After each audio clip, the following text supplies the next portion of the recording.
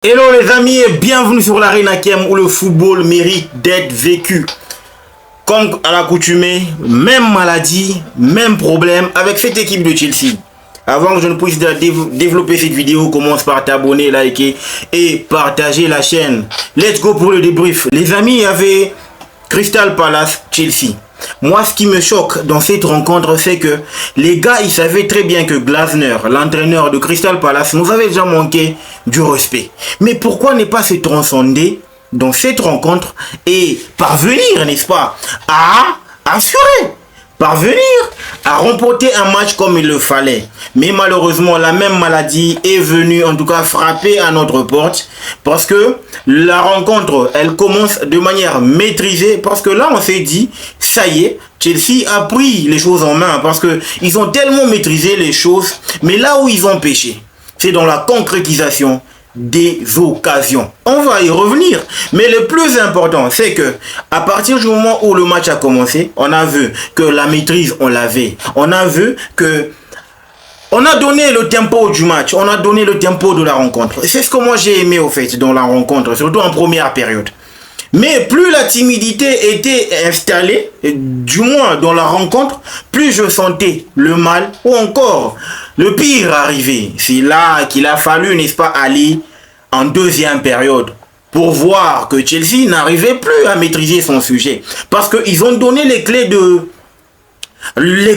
la rencontre à Crystal Palace parce que Crystal Palace a pris de la confiance à partir du moment où Chelsea a échoué de pouvoir tuer le match. C'est ce que moi je reproche encore et encore à cette équipe de Chelsea. Ok, il y a des baby blues dans cette équipe. Ok, c'est pas encore une équipe bien huilée. Ok, je le concède. Mais à partir du moment où vous créez des occasions, les gars, vous devez les concrétiser. C'est aussi simple que ça. Et en anglais, on dit simple as that. Ok, c'est ce qu'on vous demande. Concrétisez vos actions pour pas mettre vos adversaires dans un confort, dans une situation où ils peuvent revenir en termes de confiance et vous pourrir la vie en deuxième période. Et vous savez très bien que à partir du moment où vous menez à la mi-temps, surtout en première ligue, de la 45e à la 69e minute, en tout cas vous respirez. Mais après la 70e minute, c'est là que le pire arrive parce que les équipes te pressent. À partir du moment où tu leur donnes la possibilité de revenir au score.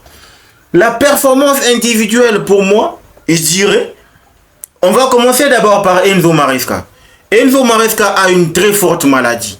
Pourquoi est-ce que il a du mal à voir le problème et à pallier à cette situation le plus tôt possible? Pourquoi attendre à la 80e, 79e pour pouvoir passer ou pouvoir faire un remplacement? Je n'ai jamais compris l'idée de Maresca. Moi, ce que je reproche à Enzo Maresca, c'est que les entraîneurs adverses ont appris la façon dont tes équipes ou ton équipe joue.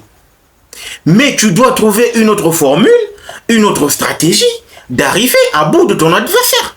Déjà, le pire, c'est que Glasner, lors de son interview d'avant-match face à Chelsea, il dit exactement que je ne pense pas qu'ils vont nous surprendre. Par moment, ils utilisent tel ou tel autre système, mais je pense qu'ils vont revenir à ce système. Et c'est ce qu'on a fait. On leur a donné les clés de ce qu'ils ont produit lors de leur interview avant-match. C'est inconcevable pour une équipe qui se veut d'aller loin. C'est pour ça que moi je me dis, il avait raison de dire qu'on n'a jamais été dans la course au titre. We are not in the race for the title contender, for the title anymore. Ça, c'est une évidence. We are not in that game anymore. Parce que là, ça devient une évidence que cette équipe de Chelsea n'est pas prête. Voilà, elle n'est pas prête. Quand je vais parler de Achampong, moi je dis que c'est le baby blue qu'on a amené aujourd'hui, mais les gars, il a fait son match tellement serein, tellement calme. Il a dégagé un calme olympique dans la rencontre. Moi, c'est là que il m'a bluffé parce que je me suis dit, avec ces genres de performance, de calme, non mais le gars, il a gagné des points. Il peut facilement postuler à une place de titulaire lors de la prochaine rencontre. Parce que les gars, les amis, je vous dis, ça aurait été Tozina d'Arabio, ça aurait été Dissassi. Je pense qu'on parlerait, n'est-ce pas, d'autres choses ici, sur cette chaîne. Sérieux, parce que moi je me suis dit, le gars il te joue, c'est un gamin, il n'a que 18 ans, mais il te joue comme un patron. C'est vrai, il y a eu pas mal de déchets, ça arrive. C'est son premier match en première ligue avec l'équipe de première. Donc en gros, il se devait de pouvoir se rater par moment, juste avec quelques petites passes ratées. Mais en tout et pour tout, la performance, elle a été topissima, bellissima, fantastica. Pour moi, je dis ça. C'est tout. Nicolas Jackson. Nicolas Jackson. Je pense que il est à l'origine de désabonnement sur cette chaîne. Ah non mais sérieux. Non mais gère-toi. Gère-toi Nicolas Jackson. Gère-toi. Je veux pas faire de comparaison. Hein. Mais Nicolas Jackson, il doit apprendre à visualiser les vidéos de Didier Drogba, Samuel Eto'o. Parce que les genres d'opportunités qu'il rate là, sérieux, ça aurait été Didier Drogba, Eto'o, sérieux, on compterait but sur ces genres d'actions. Mais il a que 23 ans, il apprend à grandir, mais je pense qu'à une certaine époque, 3 ans, 23 ans, c'est déjà un patron. 23 ans, c'est déjà un taulier. Mais je dis, on doit faire avec. On n'a pas, n'est-ce pas, un profil idéal qui peut prendre la relève. C'est pour ça que moi je dis, il faut qu'on apporte un attaquant du standing. C'est vrai, on ne doit pas non plus être scotché que sur Jackson. Ça va pas marcher. Ça va pas marcher. On doit apprendre à varier notre jeu. C'est vrai, là, on est vraiment predictable. Ça, c'est une évidence. Trouver des éléments qui peuvent en tout cas permettre à ce que notre jeu soit varié pour que nous puissions gagner des matchs aussi facilement. On ne pouvait pas se permettre de dropper des points comme on l'a fait aujourd'hui face à Crystal Palace, comme on l'a fait face à Fulham, comme on l'a fait face à Everton. Déjà que là je dis, on n'a plus droit à l'erreur. Pourquoi? Parce que on commence à entrer dans une cadence ou encore dans un calendrier charnière. Parce que là, il n'y aura plus des équipes, en tout cas, qui sont réputées abordables. Là, on commence, en tout cas, une vraie charnière. C'est vraiment un challenge qui va bientôt commencer avec cette équipe de Chelsea. C'est là que moi je me dis, le plus important, c'est que nous apprenions de nos erreurs. Maresca doit apprendre à gérer. Parce que le plus important, c'est que là, franchement, on n'arrive pas. On n'arrive pas face à des petites équipes. On n'arrive pas. Elles nous lisent. Elles savent exactement comment est-ce que l'on joue. Donc, à nous de pouvoir trouver un autre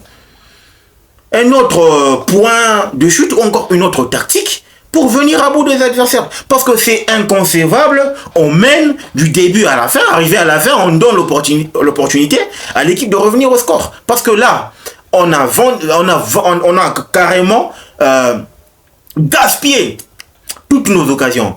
Enzo Fernandez, Nicolas Jackson, Kopama, Gusto, n'en parlons même pas.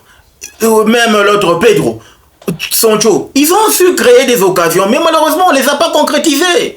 C'est la maladie qu'on doit soigner. Je ne sais pas s'il faut obligatoirement punir les joueurs à l'idée de tirer au but du matin au soir. Parce que pour moi, ils apprendraient, n'est-ce pas, à tirer de manière à droite. Parce que là, franchement, ça commence à être récurrent. Et plus c'est récurrent, plus c'est énervant. Voilà, c'est énervant, vous voyez. Je l'ai même perdu. À cause de la colère que j'ai avec cette histoire de Chelsea. Chelsea va me rendre dingue. Sérieux, on était habitué à du blé, mais en tout cas, j'ai comme l'impression que l'équipe veut nous soumettre à un autre régime de la semoule. Je suis pas habitué. J'ai passé 200 de galère, les amis. Est-ce que c'est beaucoup demandé? Juste finir cette année avec des points. C'est beaucoup demandé, les amis. Là, franchement, on n'est plus loin de quitter le top 4. Et dès qu'on quitte le top 4, en tout cas, ça va être difficile pour nous de revenir. Maresca doit apprendre à gérer sa troupe. Je dois apprendre à trouver de nouvelles stratégies. On ne demande pas le titre. On ne demande pas le titre. On demande juste que l'équipe parvienne à se qualifier pour la prochaine Champions League. Parce que déjà 2 ans sans Chelsea, pour moi, je m'ennuie avec ce football européen. Donc, les amis, le moment marquant de cette rencontre, c'est qu'aujourd'hui, on a eu droit avoir un Josh Achampong qui a fait ses débuts. Il a marqué des points pour moi. Fantastique. C'est en tout cas ça, une top performance. Ok. Et moi, je pense qu'il faudrait que nous attendions à ces genres de performances encore et encore et encore. Le point à améliorer, c'est que pour moi, je dois dire à Maresca, apprenez à tirer au but. Hein. Apprenez à tirer au but. Apprenez à tirer au but pour concrétiser les actions. C'est ce qu'on vous demande. Simple as that. Ok. Donc les amis, c'était là le débrief sur la rencontre Chelsea, Crystal Palace. Que des chagrins, que des remords, que des soucis. Et là, le Chelsea que l'on connaît est de retour, les amis. Mais n'oubliez pas, il y a une vidéo que j'ai faite, n'est-ce pas, sur les légendes de Chelsea. Les amis, aidez-moi à la visualiser, à la regarder. On doit débattre.